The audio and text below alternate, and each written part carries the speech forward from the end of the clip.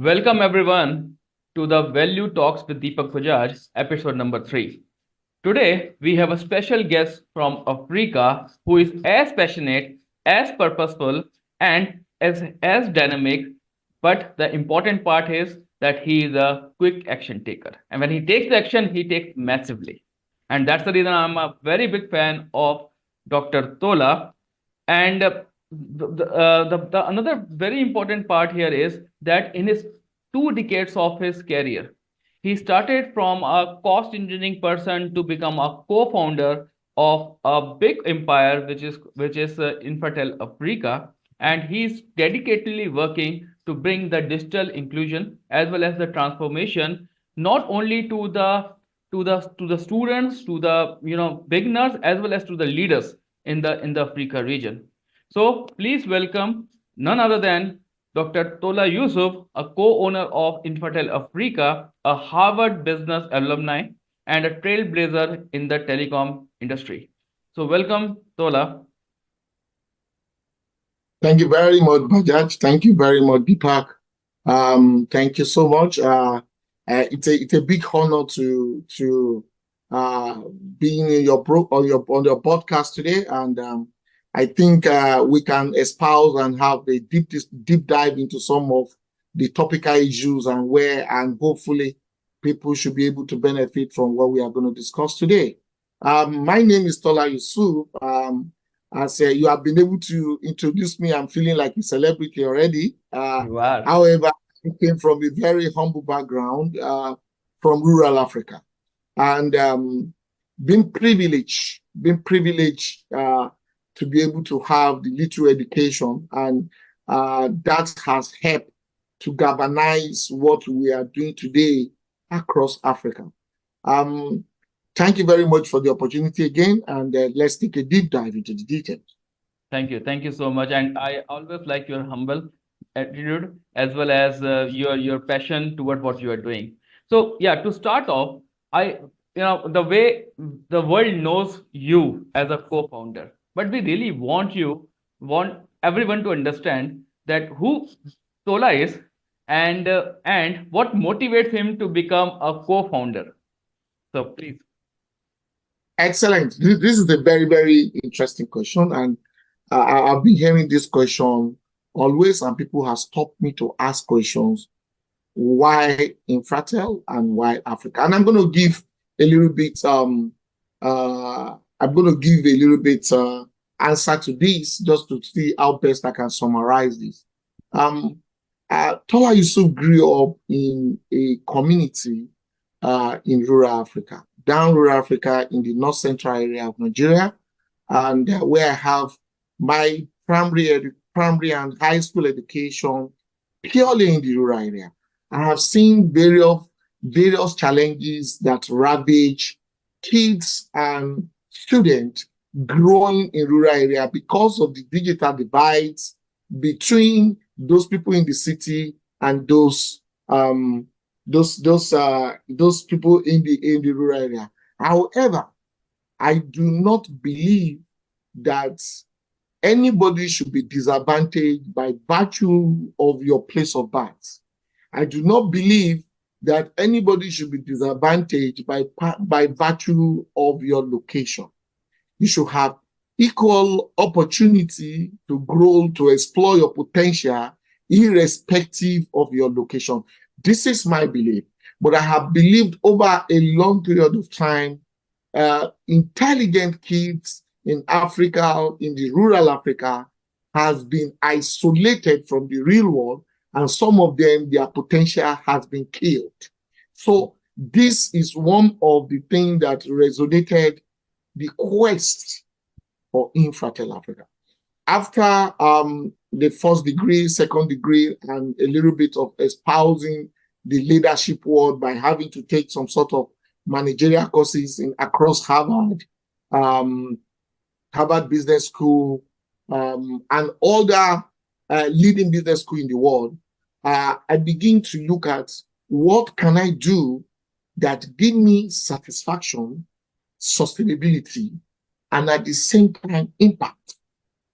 Yeah. So this, after 20 years of working in the telecom industry, where I have majorly worked across key organizations like Alan Dick, West Africa, Ericsson. I have worked largely in conjunctions with the major mobile network operators, MTN, Airtel, across Nigeria and other parts of Africa. I begin to look at what are the gaps, what are we doing right, can we do better? But I find out that very likely the quest for deepening connectivity and rural divides has not been in the hub of most mobile network operators or telecom promoter, irrespective of the fact that this is an ITU goal. And I understand this is very because investors are ready to put money where they are going to get a high return on investment. An investment of infrastructure in most of these rural areas as a result of their propensity to spend and their ability, what they have to spend is a big low. People don't want to put money or resources in those areas. As a result, about a lot of people are being isolated and cut off from connectivity. Let's take Africa as an example. Yeah. More than 49.7% of the population of Africa relatively lives in the rural population. And I'll bring it home to Nigeria. This means in Nigeria, a population of above 200 million, so relatively close to 100 million people lived in the rural area. This same set of people are the ones that did the farming. This set of people are the ones that did majorly agricultural productivity that people in the city eat. How can you imagine that these same people are not having connectivity to be able to live a life or explore potential to be able to do their everyday activity? This is what majorly culminated into Infratel Africa. So we felt, I was ruminating and discussing with my partner that what can we do to buck this trend? And then Infratel Africa emerged. And let me tell you that Infratel Africa is an abbreviation of infrastructure telecommunication. That's what formed Infratel Africa. And this is how the company started and focuses on how to kill some of these problems. Yeah. And I believe you are working in multiple countries in Africa. It's not only limited to Nigeria. Yes, we are working in multiple countries in Africa. Our focus is Africa. We currently have offices in some other African country, and we are deepening this every year. We are in Nigeria, we're in Cameroon, we're in Zimbabwe, we register in Cote d'Ivoire, we are in Kenya, and try to see how to deepen the connectivity. And why the focus has majorly been in Nigeria is because when you have a population of more than 200 million representing a geographical region, you cannot but just put a focus on that. And if any research or any test is done in Nigeria that works, tendency are that will work in any other part of African country. Hence, Nigeria has been a focus, and then we are deepening the other country and try as much as possible to egg some other risks that happen in Nigeria, and at the same time to be able to expand the testimony or evangelize how this is going to be done better across Africa. The geography for us is Africa, and we are trying as much as possible to spread the good news across Africa. All right. No, I totally resonate with you that Nigeria is if anyone looks at Africa from the outside world, they see only two countries to start with. One is South Africa and the second one is Nigeria. Definitely Eastern Africa is also, Kenya and Tanzania are also coming up, but yeah, this is how it has been distributed. But this also leads to an interesting question that how the world looks at Africa, because what is the perspective? Now there's a two perspective. Either I see from outside, sitting from US, UK, or from India, or the someone who is already born and brought there, how you see Africa, what is your past, and what is the changes you have observed so much. And that's a very crucial message which we want to listen from you. Yep. I once read a book of a famous writer. He's late now. He's from my part of he's from my rural community called Professor Adesomi. He wrote a book called Africa, You Are Not a Country. Most of the world sees, most of the people in the world sees Africa as a country. They see Africa and say, where are you from? You're from Africa. But Africa is not a country. Africa is a continent. They have many other countries. And I see that the continents of Africa hold gold mine for the world, hold untapped resources for the world. And I think the Western world are beginning to wake up to this reality. Is it human resources? Is it talents? Is it natural resources? All these abound in Africa. And I think if the world is going to really explore and get more value from humanity, Africa should be a general focus. And that is the way I see Africa. I love Africa. I am from Africa, but I love Africa because of a lot of peculiarities, because of our culture, because of our a whole lot of untapped resources, because of our human resources. Let me tell you, it is because of the upbringing and the background we have in Africa. You hardly take an average African man out of the domain in Africa to the Western world that he will not succeed. He will certainly succeed because we have been prone through a very, very hard growth. So when you get there and you are operating at your 100% optimal, success is a must. We have been taught that you have to be educated. We have been taught that the only way to life is hard work. And you see us working very hard, irrespective of where we are. So I see Africa as the gold mine of the world that is yet to be untapped. And if by any chance I am or I have a friend in any part of the Western world that I want to do an investment, you should not look at some of the impediments and the challenges in Africa. Africa is an area you can invest and get times 10 of your investment on ROI very fast.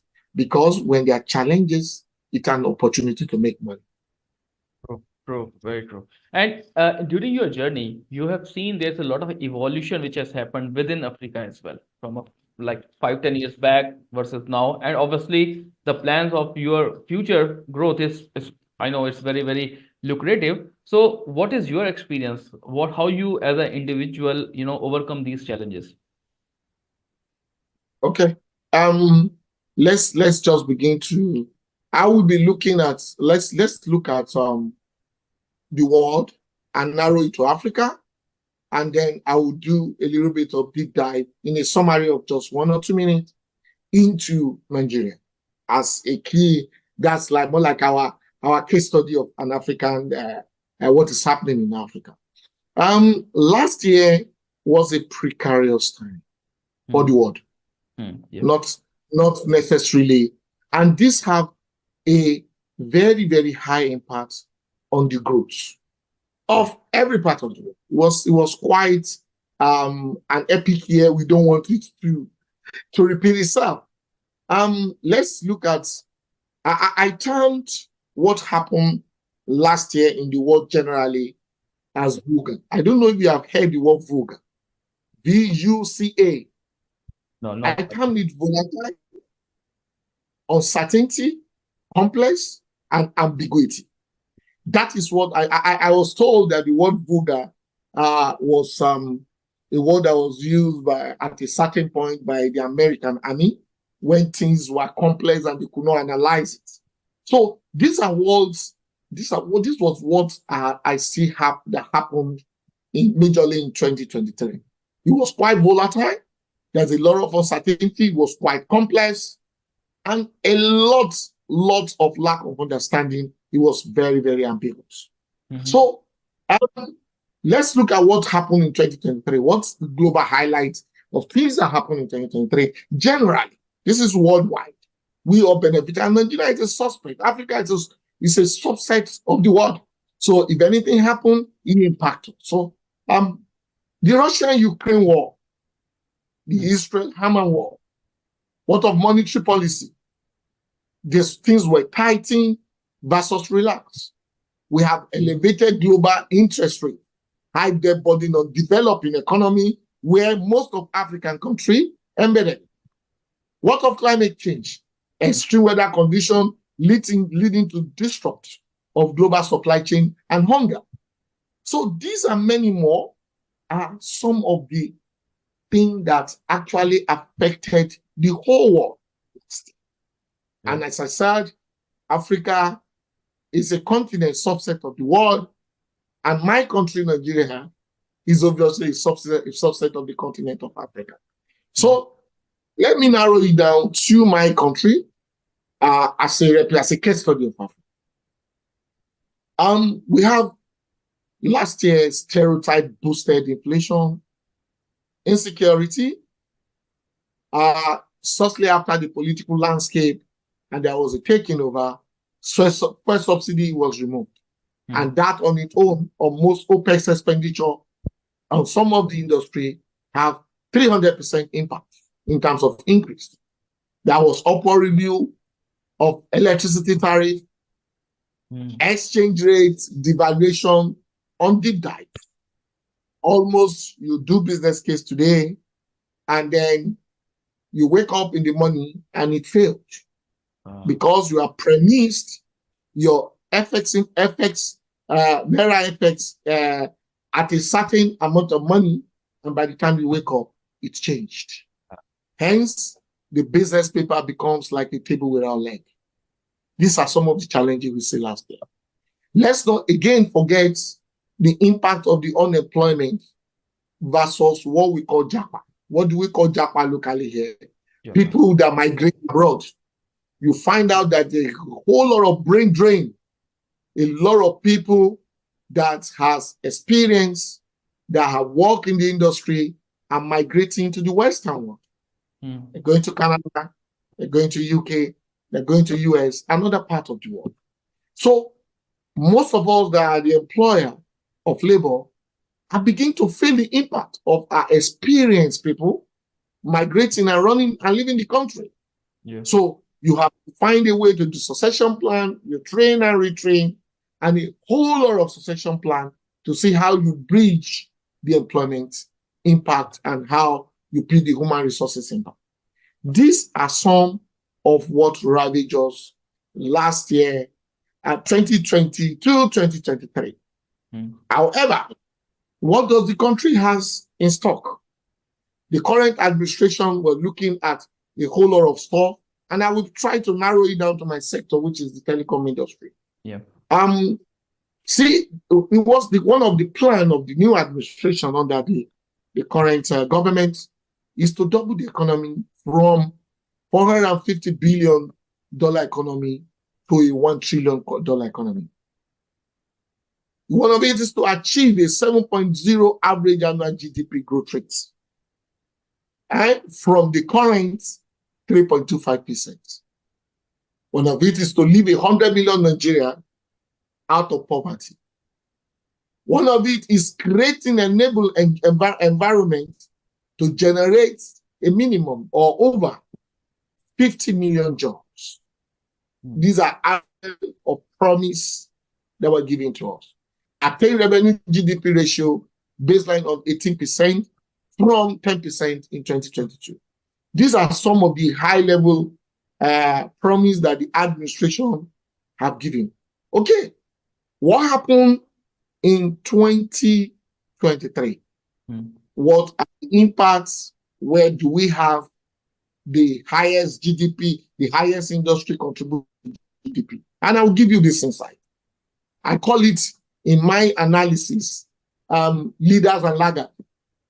What did our leader promise? And where are we? And what are the contribution of these industry to GDP. Last year, first 9-month analysis of last year on our growth chart, 25.3% came from the finance and the insurance sector. Okay. A lot of people were borrowing, a lot of stuff were happening in that sector. You know, in the midst of those challenges, economy was trying to survive. So that's what happened. 25% came. And the next was my sector, which is ICT, contributing the next to the fin and the insurance sector. And I will narrow down on this to the ICT sector. The ICT sector happens to be more like an untapped sector in this part of the world. A population of an average of 200 million, 220 something million, shows that there is a population advantage in this country. Yeah. If you wake up, you have an investment, people will make up, people will do businesses, and the telecom sector is quite important to drive the economic growth of the entity called Nigeria. Right. However, because of some of the challenges that happened last year, this sector has suffered a lot of setback in terms of infrastructure development. This is because a lot of investors did not invest. As I said, the business case is not strong enough to support investment. And I think very likely these are some of the stuff that the country is looking at and need to resolve to encourage something better. I will look at some of the strengths. Let's not talk about just the weakness and the threats. There are a lot of threats and a lot of weakness, but let's talk about the strengths and opportunity that abound in this country. As I mentioned, population is number one. Yeah. Population, there's an increase in demand in the telecom sector. Every day increase in demand in the telecom sector. There's an increasing free and bilateral trade and some government agreements. So neighboring country, there's an increase, there's an influx, the impact of what you can do, and an export of experience. New technology begin to grow. 4G versus 5G. Yeah. 5G is beginning to take a leap in the country. Infrastructure development need to be geared to this Internet of Things. Right in my house here is a smart house. A lot of people wonder, how do you do Internet of Things if you have good technology? So those are the opportunities that are yet untapped, they are yet unscratched. I don't think today 5G penetration in Nigeria it's less than 5%. And I'm trying to be economy. I'm just trying to be conservative in my word. I know it's going to be in the range of 1%. So who is going to do it? Who is going to tap this part of opportunity? Correct. The strength of partnership, government, community, organization. The government is trying as much as possible to drive penetration into unconnected and underserved area using an AMCOM Universal Service Provision Fund. There are resources that are there that can be tapped, and the government is trying to do this. Diversification, value-added services. Just like in rural area, there are a lot of value-added services. What of the financial inclusion? What of all the opportunities? These strengths are there. And I will talk about the resourcefulness of an average Nigeria. Culture, regulation, model, and market demands. These are some of the strengths of the country. And let's go to opportunities that are even yet untapped. Digital inclusion. 49% lived in rural area. These people are mostly isolated. I grew up in those areas where you have to travel 50 kilometers just to be able to do banking transactions. Yeah. Where you have to travel 100 kilometers to have access to medical care. So this opportunity are there. How do you do with banking the unbanked? A lot of places are unbanked. What of rural expansion? What of somebody at the creek of Bayelsa across the water that has fish that he wants to sell? How do you bridge all these opportunities and make sure that you bring it closer to the people, the urban people that wants to buy? Correct. Correct. Smart cities. There are smart cities. What do you do about smart cities? In our own area, Infratech call it, we do what we call smart rural, whereby we take the concept of smart cities to rural area. Same concept, but to ensure that the people in the rural area are enjoying the same opportunities that your people in urban are enjoying. Digital inclusion, telemedicine, and array of other value-added services. Economic development, yeah. And other initiatives. So there are areas of this, Deepak. Let me give you time. There's no to be able to espouse this on this. So thank you, Deepak. But I can go on and on listing opportunities that are found in this part of the world. I have one important point, and especially not for you, but for the viewers, because now a lot of people are connected with us nationally, internationally, globally. Now, my message over here is, if you want to grow and look for something which you want to do the humanity, as well as making returns on your investment, Africa is a gateway, and the you need a reliable partner, and where the partnership comes, where the people with whom you are not investing on the business, you are investing on a people, you are investing on a character, and and Dr. Tola is one of the right example. If you want to do something for the humankind, and to get your management books also in a healthy situation, so talk with Dr. Tola. He is ready, and you can share the ideas that will give a win-win situation for both yours as well as for the Africa as a whole. Right. Dr. Tola, I will definitely, I know there are a lot many topics which can be discussed on and on, but in the interest of time, and so what will be the closing message which you want to give it to the viewers? What exactly, what is your message to the world in terms of technologies and everything?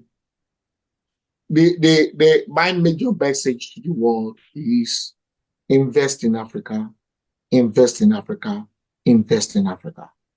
Africa is a gold mine untapped. We're currently scratching the surface. The Western world is pushing on its own, but I think a lot can be done. If you probably have the resources, Africa is where you can put your resources and have a very high rate of return. We have a lot of opportunities that are not tapped, that can probably, or that can definitely impact the world positively. The technology where I play, we have not scratched even the top. A lot of technological gap is currently ravaging us in Africa, talk less of the digital divides. So if you want to make impact, at the same time, make money, Africa is where to focus on. Thank you, Deepak. Oh, that's a wonderful message, and I believe that's an action point for most of the viewers. And I'm pretty much sure with your insights, they understand, first of all, the misconception of Africa as a country. It's a continent and a huge gold mine. If it is being served well, you will get a lot of returns. And I personally love Africa because I've been there a number of times, and I have seen the various culture, whether it's from Western to Eastern to Southern. I was, traveling all across and met a lot of people, made a lot of friends like yours, and I'm pretty much sure the viewers, if you want to really grow and serve at the same time and have a purposeful life, Africa is the gateway for you. So in this note, I will like to thank Dr. Tola. It is such an insightful session. And first of all, you are the first guest from the African continent, and we are very delighted to have you here.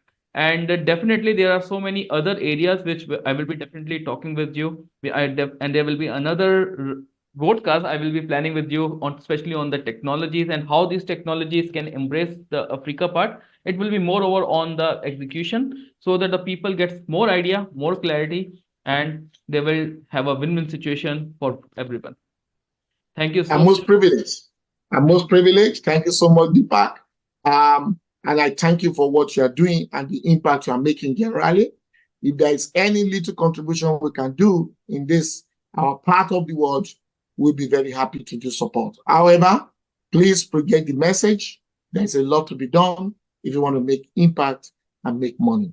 Africa is what to focus on. Thank you very much. Thank you. Thanks everyone for your valuable time and supporting us in all our episodes. Thank you from the bottom of my heart, and definitely stay tuned for more podcasts coming in the near future. Thank you so much. Thanks, Dr. Tola. Thank you. Thank you.